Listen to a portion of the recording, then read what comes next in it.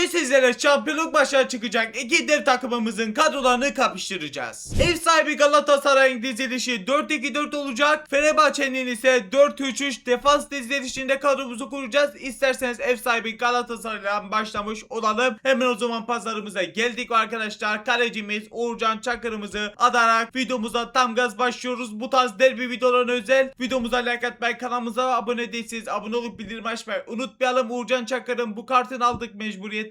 Turuncal ile birlikte 100 gün olacak. Tüm kartları da video dışında hazırladım. Bunun da bilgisini vermek istiyorum. Nerede kalmıştık? Lütfen arkadaşlar like'lara basalım. Kanalımıza abone değilseniz abone olup bildirimleri açmayı unutmayalım. En az sizlerden derbi özel 500 like bekliyorum arkadaşlar. Kanalımıza da abone olun. 16 abone az kaldı. Televizyondan izleyenler sizler de like'lara basarsanız bu video kesinlikle en az 500 like'a ulaşır. O yüzden like'lara basalım. Şimdi o zaman geldik buraya arkadaşlar. Ederson yazıyoruz ve Ederson'la bir kartını alacağız. Skor tahminlerinizi de arkadaşlar, kimler gol atar, kim kazanır, hatta kim şampiyon olur, onları da yorumlara belirtin. Kalecimizi de Ederson'da arkadaşlar yana kullandık tabii ki de. Turuncu dereceli Ali ile birlikte 119 yenilik kartıyla Ederson'da kalemizi koruyacak. Fenerbahçe kadromuzda hemen hızlı bir şekilde o zaman Alisson yerine Ederson'umuzu ekledik ve gördüğünüz gibi genimiz Fenerbahçe kadromuzda da 91 gen oldu. Şimdi o zaman arkadaşlar ikişer ilerleyelim. Ekstra sizleri sıkmayayım. Sol bek ve sağ bekimizi alacağız Galatasaray kadromuzda. İlk olarak sol bekimizi arkadaşlar ne alacağız? Jakobs alacağız. Çıkmayacak galiba. Böyle çıkmıyordu sanırsam. Bakalım arkadaşlar. Jakobs çıkmış mı? Çıkmış arkadaşlar ama bu kartını almadım. Zamanında futbol merkezine bir kartı gelmişti. Onu kullanacağız. Birazdan göreceksiniz. O zaman geçelim. Sağ bek arkadaşlar. Sağ bekleri arkadaşlar ne alacağız? Singo'nun bir kartını alacağız. Bu arada muhtemel kadrolara bakarak kadroları kurmadım. Kurabilecek en iyi Galatasaray ve Fenerbahçe kadroları kuracağım. Bunun bilgisini veriyorum. Turuncu dereceli haliyle birlikte Singo'muzda arkadaşlar sağ bek kısmında oynayacak alternatif olarak. Sağ bek açık bu arada. Singo'da onun da bilgisini vereyim. Gördüğünüz gibi Jakobs'un kartı bu şekilde. Kadromuzu eklediğimizde ise Galatasaray kadromuz 91 gün oldu. Sağ bekimizde de o zaman arkadaşlar Singo'muzu ekleyeceğiz ama ilk öncelikle buraya arkadaşlar Singo yazıyoruz. Arama diyerek aratmış olduk ve kadromuza gördüğünüz gibi bu kartımızı da ekledik ve Galatasaray kadromuz bu şekilde devam ediyor. Geçtik Fenerbahçe kadromuza. Sol bek ve sağ bekimizi almış olalım. Sol bekimizde arkadaşlar Mert Günok oynayacak. Yani gerçek maçta Mert sol bekte oynamaz ama yani sol bek kartı olan güzel bir Fenerbahçeli olmadığı için biz Mert'i sol bekte yana kullanacağız. Mert'in bu kartı var, turuncu dereceli. Yani len gördüğünüz gibi 113 genlik kartı sol bekte oynayacak. Sağ bekimizde ise arkadaşlar Semedo oynayacak. Semedo mu neydi arkadaşlar? İnşallah yanlış demiyorumdur. Semedo oynayacak. Yanlış demişim. 107 genlik kartını aldım. Turuncu dereceli Ali ile birlikte 112 genlik kartı arkadaşlar kadromuza gelmiş olacak. Şimdi o zaman iki yeni transferlerimizi eklemiş olalım. Sağ bekimize Nelson Semedo'muzu eklemiş olduk arkadaşlar. Sağ bekle birlikte ise genimiz 93 gün oldu. Geçtik sol bek kısmına. Mert Müldür'ün alternatif olarak arkadaşlar bu arada sol bek açık değil, geni düşecek. Yapacak bir şeyimiz yok. Mert ile eklediğimizde Fenerbahçe kadromuzun geni 95 gen olmuş oldu. Şimdi o zaman iki stoperlerimizi alacağız. İlk öncelikle Galatasaray kadromuzun sağ stopere Davinson Sanchez alacağız. Son zamanlarda yeni bir kartı da geldi hatırlarsanız. 113 genlik kartı gördüğünüz gibi bu kartı ilk kez kullanacağız. Turuncu dereceli Halil'le birlikte 118 genlik kartı kadromuza gelecek. Şimdi o zaman Abdülkerim Bardakçı'mızı alalım isterseniz. Sol stopere de Galatasaray kadromuzdan Abdülkerim Bardakçı'nın da hayli aynı kartını kullanıyoruz. Turuncu dereceli Halil'le birlikte 107 genlik kartı arkadaşlar kadromuza gelmiş olacak. Şimdi o zaman Ruben Dias yerine arkadaşlar İlk öncelikle Davinson Sanchez'imizi eklemiş olduk. Genimiz gördüğünüz gibi 96 gen oldu. Sol stoperimize de Abdülkerim Bardakçı'mızı ekleyeceğiz. Gördüğünüz gibi seçtik. Sol stoper ekledik ve Galatasaray kadromuzun kalecisi ve defans hattı bu şekilde oldu. Genimiz 98 gene kadar ulaşmış oldu. Şimdi o zaman Fenerbahçe kadromuza geçtik ve iki stoperle birlikte defans hattını bitireceğiz. Hemen o zaman sağ stoper arkadaşlar Skriniar'ın bir kartını alalım. İnşallah çıkar. Bakalım çıkacak mı? Çıkmış güzel bir şekilde. Skriniar'ın da 115 genlik çok güzel bir kartı var. Dereceli Ali ile birlikte ise 120 genlik kartı kadromuza gelecek. Sol stopere de arkadaşlar Çağlar'ı oynatacağız. Yani sevilmiyor genelde Fenerbahçe taraftarlarından. Çok iyi oynayamıyor son zamanlarda ama bizim kadromuza oynayacak çünkü yüksek genlik bir kartı var. Turuncu dereceli Ali ile birlikte 113 genlik kartı arkadaşlar Çağlar'ımızın da kartı kadromuza gelecek. Hemen Tağ'ın yerine arkadaşlar Skriniar'ı geldik ekledik ve Skriniar'la birlikte genimiz 98 101 gün oldu. Sol stoperimize de geldik. Çağlar'ımızı ekledik ve Fenerbahçe kadromuzun da defans hattını kalecisi bu şekilde oldu. Genimiz 101 gene kadar ulaşmış oldu. Şimdi o zaman geçelim Galatasaray kadromuzun 2 tane merkezini almaya. Bakalım oralarda kimler oynayacak. Hemen buraya o zaman geçtik ve sağ stoperi arkadaşlar İlkay Gündoğan'ın bir kartını oynatacağız. Kartlar da bu şekilde 110 yeni kartını aldım. Turuncu dereceli haliyle birlikte 118 yeni kartı Galatasaray kadrosunda oynamış olacak. Sol stopere de arkadaşlar Torreira'nın bir kartını alacağız. Torreira'nın da kartları bu şekilde 110 genlik bir kartı var. Dereceli haliyle birlikte ise 118 genlik kartı kadromuza gelecek. Alternatif olarak merkez ortası açık Torreira'da. Onun da bilgisini vermek istiyorum. Şimdi o zaman ilk ayımızı ekleri gördüğünüz gibi ve genimiz gördüğünüz gibi 101 gün oldu. Sol merkeze de gördüğünüz gibi. Bu arada Gabriel Sara da var hesapta, hatta Lemina da var ama iki oyuncu olarak Torreira ve şeyi seçtim. Çünkü daha yüksek genlik kartları var. Tor yazdık. Arama dediğimizde de Torreira'dan bir kartını ekledik ve geri çıktığımızda ise Galatasaray kadromuzun orta hattını bitirdik. Genimiz 103 gene kadar ulaşmış oldu. Şimdi o zaman geçtik Fenerbahçe kadromuzun 2 tane defansif orta saha kartını almaya. İlk olarak Sam defansifimizi arkadaşlar İsterseniz N'Golo Kante'mizi almış olalım. Arama diyerek arattık ve Kante'nin de arkadaşlar 116 genlik kartı var ama ben 113 genlik kartını aldım. Turuncu dereceli haliyle birlikte 118 genlik kartı kadromuza oynamış olacak. Şimdi buraya da arkadaşlar Guendouzi'yi alacağız. Sol medyo kısmına da inşallah doğru yazmışımdır ama doğru yazmışım. 110 genlik kartı var. Dereceli haliyle birlikte ise 115 genlik kartı arkadaşlar kadromuza gelecek ve Fenerbahçe kadromuzun 2 tane orta saha transferini bitirmiş olacağız. Kante'mizi gördüğünüz gibi ekleri genimiz daha çok yükselmiş oldu. Gördüğünüz gibi 103 gen oldu. Sol defansif orta saha kısmına ise Guendouzi'muzu ekledik ve arkadaşlar Fenerbahçe kadromuzun 2 yeni transferiyle birlikte 106 gene kadar ulaşmış olduk. Şimdi Galatasaray kadromuzun isterseniz 2 tane kanatını alalım. İlk olarak sağ kanatımızda oynatacağımız oyuncu arkadaşlar Leroy Sané olacak. Arama diyerek de aratmış olduk ve Sané'nin kartları bu şekilde 109 yeni kartını aldım. Turuncu dereceli haliyle birlikte 114 yeni kartı Galatasaray kadromuza gelmiş olacak. Sol kanata da yani gerçek hayatta kesinlikle Barış ilk 11'de oynayacak ama maalesef iyi kart olmadığı için ben de Lank'ın kartını aldım. İnşallah Barış'ın yakında güzel bir kartı gelir ve Galatasaray'la ilgili videolarımıza Barış Alper'i kullanırız. Lank'tan birlikte ise gördüğünüz gibi 113 genlik kartını aldım. Lank'ın da kartı kadromuza gelmiş olacak. Şimdi o zaman sağ kanatımıza gelmiş olduk. Burayı sildik ve hatta filtrelerden Sané'mizi aratmamız lazım yoksa çıkmayacak. Hemen buradan Leroy Sané'yi bulduk. Sağ kanatımızı ekledik. Alternatif olarak sağ kanat zaten açık. Sol kanatımıza da geldik buradan arkadaşlar. Buradan sildik burayı. Lank'ımızı bulduk. Sol kanatımıza ekledik ve Galatasaray'ımızın kanatlarını eklediğimizde genimiz 108 gen oldu. Şimdi o zaman geçtik Fenerbahçe kadromuzun kanatlarını arkadaşlar. Şimdi sağ kanatımıza ne alacağız? Buradan hemen Asensio yazıyoruz ve Asensio'nun bir kartını oynatacağız. Ama Asensio'nun gördüğünüz gibi kartları bu şekilde. Bu kartını almadım. Bende bedava bir kartı var. Onu kullanacağız. Birazdan görmüş olursunuz. Şimdi o zaman sol kanata geçiyoruz. Oraya da eski bir Galatasaraylı Kerem Aktürkoğlu'nu alacağız. 101 genlik kartı var. Turuncu dereceli haliyle birlikte 106 genlik kartı kadromuza gelecek. Kerem'de alternatif olarak sol kanat açık değil galiba. Yanlış hatırlamıyorsam. Onun da bilgisini vereyim. Şimdi Messi'nin arkadaşlar gördüğünüz gibi Asensio'nun bedava olarak daha güzel kartı vardı. O yüzden pazarda almamıza gerek yok. Bu kartı daha güzel olduğu için bunu kullanacağız. Şimdi o zaman sol kanatımıza da geçtik ve buraya arkadaşlar hemen Kerem yazıyoruz ve arama diyerek arattık. Kerem'in de kartını eklediğimizde geri çıktığımızda ise Kerem biraz geni düştü. Yapacak bir şeyimiz yok. Fenerbahçe kadromuzun geni 109 gene kadar ulaşmış oldu. Şimdi Galatasaray kadromuzun 2 golcüsünü, 2 efsane santraforunu almış olalım. Şimdi sağ santraforda arkadaşlar Icardi'nin kartını kullanacağız. Arama diyerek de arattık direkt. Icardi'nin kartları bu şekilde 108 genlik kartı var. Dereceli haliyle birlikte ise 110 genlik kartı kadromuza gelecek. Şimdi o zaman Osimhen'i yazdık ve şimdi bakalım Osimhen'in kartları da bu şekilde. Yakın zamanda güzel bir kartı var. İlk kez bu kartı da kullanmış olacağız bugün. 115 genlik kartının turuncu dereceli haliyle birlikte tam 120 genlik kartını kadromuza kullanmış olacağız. Hemen o zaman Martinez dediğini arkadaşlar ilk öncelikle Icardi'mizi ekledik ve geri çıktığımızda ise son transferimiz Galatasaray kadromuzda Victor Osimhen'imizi de ekledik ve Galatasaray kadromuzun son durumu bu şekilde oldu. 110 genlik bir kadro oldu. Biraz defans hattına sıkıntılar var. Onun dışında da iyi bir kadro oldu. Şimdi Fenerbahçe kadromuzun da merkezi ve santraforunu almış olalım. Merkezde arkadaşlar ne oynatacağız? Hemen buraya geldik ve Fred yazarak Fred'in bir kartını oynatacağız. Fred'in de güzel bir kartı var. Gördüğünüz gibi 114 genlik kartını aldım. Turuncu dereceli haliyle birlikte 119 genlik arkadaşlar kartı Fenerbahçe kadromuzun merkezinde oynayacak. Şimdi o zaman buraya da Anderson Talisca yazarak Anderson Talisca'nın da bir kartını alacağız. Talisca'nın da arkadaşlar birazcık alta indiğimizde 105 genlik kartı var. Dereceli haliyle birlikte ise 110 genlik kartı kadromuza gelecek. Son iki transferimizi de isterseniz o zaman eklemiş olalım ve Fenerbahçe kadromuzun son durumunu da görmüş olalım. Fred'imizi ekleri gördüğünüz gibi geri çıktığımızda ise orta sattığımızı bitirmiş olduk. 113 gen olduk. Anderson Talisca'yı da değiştirdiğimizde arkadaşlar bakalım kaç gene kadar ulaşacağız. Bu arada Ceko gitmeseydi bu kartı kullanırdık. Hatta Nesri gitmese bu kartı kullanırdık ilk 11'de ama iki de golcüleri gitti. Tek Talisca kaldı. Talisca'mızı da eklerimizde Fenerbahçe kadromuzda 114 genlik bu şekilde bir kadro oldu. Şimdi o zaman maça geçeceğiz. Fenerbahçe kadromuzu kuzenim yönetecek. O kendisi Fenerbahçeli olduğu için Galatasaray kadrosunda ben yöneteceğim. Ben de Galatasaraylı olduğum için. Ama öncelikle like'lara basalım, abone olup bildirim açmayı unutmayalım. Skor tahminlerinizi yorumlara belirtin. Şimdi derbi şampiyonluk maçına geçelim. Maçımız başlıyor. Bismillah diyerek Icardi'nin dokunuşuyla maça başlayarak inşallah kazanırız. Lang şimdi Semedo bir çalım attı mı attı. Lang çok hızlı. Lang ilerliyor. Osimhen bana ver dedi ama nereye veriyorsun oğlum ya? Torreira çok güzel çıkartmadı. Osimhen Torreira'ya döndük İlkay'a. İlkay en sağa doğru Leroy'a. Leroy bıraktı Icardi'ye. Bitirmenin kralı Icardi bu sefer bitiremedi. Çok çaprazdan vurabildik maalesef. Şimdi Victor sana vurursun. Sen çok iyi vurursun. Ben inanıyorum. Victor vuramadı. Dönen top İlkay Gündoğan yerden vurdu ama. Başarılı oldu ama. Kaleyi buldu ama çöp bir şut. Ederson da oyuna kullanıyor Fenerbahçe. Guendouzi aradan verdi Fred'e. Fred döndü etrafına, Kante'yi gördü. Kante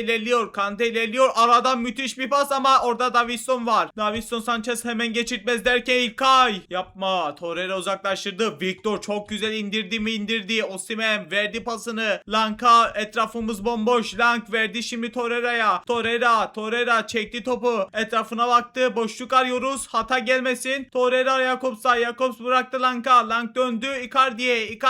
Icardi bıraktı Torreira. Döndük İlkay'a. İlkay yapma oğlum. Aldın geri. Alman lazımdı. Neyse. Çok kalabalıklar. Talisca'ya verdiler. Sanchez müdahale yapamadı. İki kişi içeride var. Asensio girdi. Ceza sahasına ama Uğurcan döne top. Kerem Aktürkoğlu eski bir Galatasaraylı golü attı ve durum 1-0. Kerem yani hayatın boyunca yapamayacağı şeyi taklaya attı. Niye öyle bir şey dedim bilmiyorum. Uğurcan Çakır kurtardı ama maalesef dönen top gol oldu. Çevireceğiz inanıyorum. Torreira İlkay'a. İlkay döndü Osimhen'e. Victor döndü şimdi Icardi'ye. Icardi çalımını atamadı. Çağlar'ı geçemedi. Şimdi bir kontra atak. Kerem Aktürkoğlu Fred'e verdi. Fred etrafına baktı. En iyi yere oynayacak galiba derken aradan Asensio ama Jakobs geçirtmedi. Hala Fenerbahçe'de. Fred ceza sahasında tehlikeli olabilir.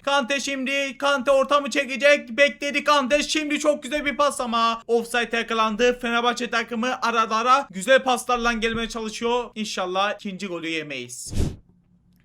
Sane çok güzel kaptı. Sane ilerliyor. Pasını da verdi. Icardi bitirdi. Icardi yetişemedi. Ne güzel büyük bir hata gelmişti ama değerlendiremedik. Asensio çizgide geliyor. Kante koşu bıraktı ama orta denedi. Sanchez dokunamadı doğru düzgün. Kerem ikinci gole çok yaklaştı ama Uğurcan bu sefer izin vermedi. Leroy verdi pasını Osimhen'e. Victor etrafına baktı. Geçemedi. Icardi de alamadı. Mert Müldür. Asensio bıraktı Talisca'ya. Talisca Abdülkerim karşısında. Talisca aradan verdi. Jakobs dokundu. İlkay'la alamadık. Davinson Sanchez dönen top. 2-0 oldu ve cidden 2-0 oldu ya. Helal olsun. Marco Asensio durumu 2-0 yaptı. Derbide şu anda önde olan maalesef Fenerbahçe yine şanslı yaşadı. Yani Sanchez dokundu. Asensio önünde kaldı. Asensio da tekte bitirir. Durum 2-0. Sane ilerliyor. Sane sağ taraftan güzel ilerliyor. Kerem peşinde. Sane çekti. Sane verdi pasını ama Kerem'e çarpan top taca gitmedi. Çizgide tuttu ama İlkay'da kaldı. Leroy Sane ne yaptın oğlum be?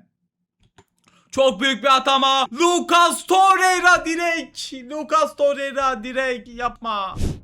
Önde baskıda topu aldık. Lang bıraktı. Lang geliyor. Lang 2-1 olmadı. Lan oldu sandım. Icardi'de yetişemedi. Mert Müldür. Mert Müldür hata yapsın. Yaptı mı? Sana alman lazımdı onu. Aldık. Çok güzelsin Sane. Haydi oğlum çeviririz. Torreira çalımını attı. Verdi pasını İlkay'a. İlkay en sola Osimhen'e. Victor. Victor'dan bir şut denedi. Şekiller dönen top. Icardi vur artık be oğlum. Sağ tarafta Asensio geliyor. Jakobs hızlı. Jakobs müdahale yapamadı. Asensio çevirdi. Talisca. Allah'ım çıldıracağım ya. Her o kontra atakta golü yedik be. Asensio içeriye çevirdi ve durum 3-0 oldu. Maalesef bilgisayarda defans yapmak gerçekten zor arkadaşlar. Telefon gibi değil. Beni de biraz anlaştığı karşıdan. Şimdi Galatasaraylı arkadaşlarımız kesinlikle bana sövüyor ama sövmeyin arkadaşlar. Bu gerçek maç değil. Gerçek maçta inşallah kazanacağız. Galatasaraylıyım ben de, ondan kazanmasını istiyorum ama maalesef oyunda yeniliyoruz. Abdülkerim dokundu ve maalesef büyük bir farkla, güzel bir skorla yenildik. İstatistiklerimizde gördüğünüz gibi bu şekilde oldu. Fenerbahçe'yi tebrik ediyoruz ve like'lara da basalım. Abone olup bildirim açmayı unutmayalım. Ekrana 2 video bıraktım. Onları da izlemediyseniz bence izleyin. Ben de bugünü bu kadar. Kendinize çok çok iyi bakın. Allah'a emanet. Görüşürüz. Bay bay.